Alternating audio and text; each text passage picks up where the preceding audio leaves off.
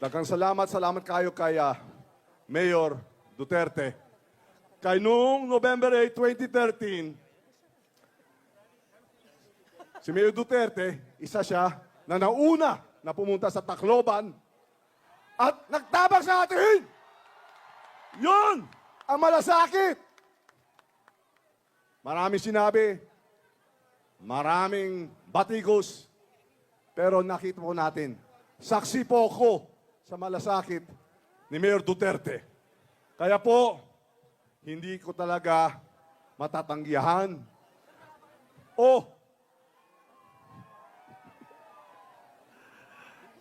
kailangan talaga tumanaw ako ng ulutang na loob sa lahat ng mga Bisaya. Kaya sinama niya lahat.